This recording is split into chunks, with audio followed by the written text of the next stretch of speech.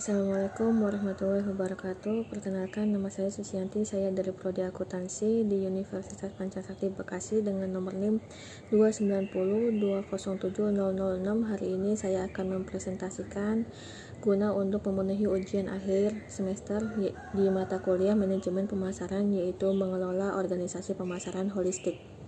Pengertian pemasaran holistik. Pemasaran holistik adalah suatu strategi pemasaran yang diciptakan dengan menggunakan seluruh unsur bisnis yang ada di dalam suatu perusahaan. Hal yang membedakan konsep pemasaran holistik dengan pemasaran lainnya adalah segi pendekatannya. Secara prinsip, aktivitas pemasaran dan penjualan pada suatu perusahaan pasti akan saling berkaitan. Seluruh strategi pemasaran, termasuk di dalamnya konsep pemasaran holistik, memiliki tujuan dalam meningkatkan penjualan produk ataupun jasa yang ditawarkan oleh pihak perusahaan kepada pembeli. Pilar pemasaran holistik.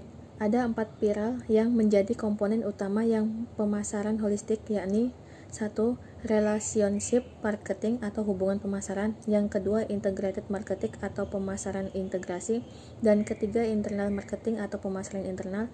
Dan keempat, performance marketing atau kinerja pemasaran. 1. Relationship marketing atau hubungan pemasaran. Tujuan dari pemasaran holistik adalah untuk mengembangkan hubungan jangka panjang dan juga mendalam yang saling memuaskan dengan para konstitut utama agar bisa memperoleh dan mempertahankan bisnisnya.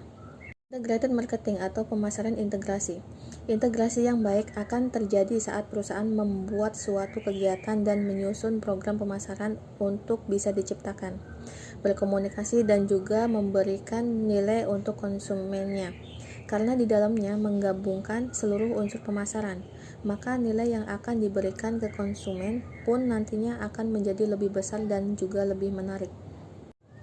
3. Internal marketing atau pemasaran internal. Komponen internal memiliki tugas untuk melatih, merekrut, dan memberikan motivasi agar setiap karyawan mampu memberikan pelayanan yang baik dengan konsumennya. Perusahaan harus lebih fokus ke dalam perusahaan karena sumber daya dan kompeten adalah aset perusahaan yang sangat berharga. 4. Performance marketing atau kinerja pemasaran. Performa pemasaran pada suatu pemasaran tidak hanya bisa diukur dari pendapatan saja, namun juga bisa dengan memeriksa scorecard pemasaran dan menyimpulkan apa yang sebenarnya sedang terjadi. Adapun performa yang dinilai di dalamnya meliputi pangsa pasar, kepuasan pelanggan, kualitas produk, dan juga hukum sosial, etika, dan lingkungan dari suatu aktivitas pemasaran yang dilakukan oleh perusahaan. Keunggulan pemasaran holistik. 1. Menyelaraskan produk dengan pasar. Pemasaran holistik akan sangat berguna untuk membuat produk dan pasar yang berjalan secara beriringan.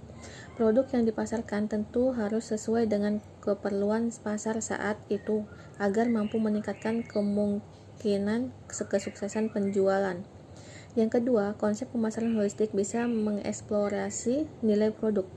Pemasaran holistik akan mampu mengeksploitasi nilai produk secara lebih menyeluruh.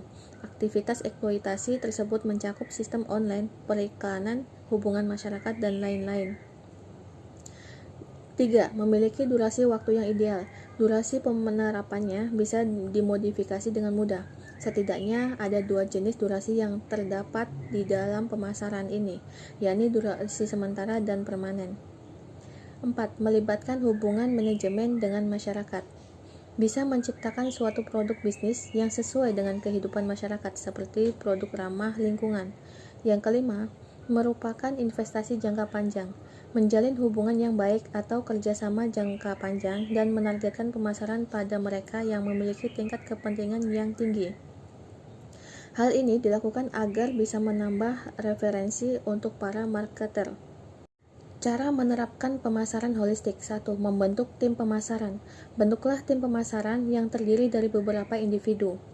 Tim pemasaran ini harus diisi dengan mereka yang mempunyai kemampuan komunikasi yang baik, karena mereka adalah ujung tombak perusahaan. Yang kedua, merumuskan konsep pemasaran holistik. Menyusun aktivitas ataupun program pemasaran yang akan dikerjakan.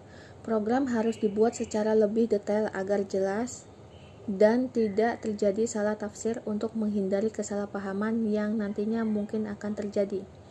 3. Melakukan pengkajian kebutuhan. Setelah program ditentukan, maka akan harus mengkaji kembali apa yang sebenarnya Anda perlukan. Pengkajian ini harus secara detail, seperti menampilkan harga, satuan, sumber barang, dan lain-lain. 4. Mengidentifikasi keterlibatan lingkungan. Selanjutnya, Anda harus bisa mengidentifikasi keterlibatan lingkungan yang dalam program yang dibuat. Dengan melakukan hal tersebut, maka aktivitas pemasaran akan mampu memberikan hasil yang lebih efektif. Yang kelima, mengawasi dan mengevaluasi jalannya pemasaran. Melakukan pengawasan dan juga evaluasi pada jalannya pemasaran tersebut. Cobalah untuk mencari tahu apa yang kurang dan juga harus diperbaiki dari kegiatan pemasaran yang dilakukan. Lakukan evaluasi ini agar bisa membuat pemasaran holistik yang lebih baik lagi di masa depan. Sekian saja presentasi dari saya, kurang lebihnya saya mohon maaf yang sebesar-besarnya. Wassalamualaikum warahmatullahi wabarakatuh. Terima kasih.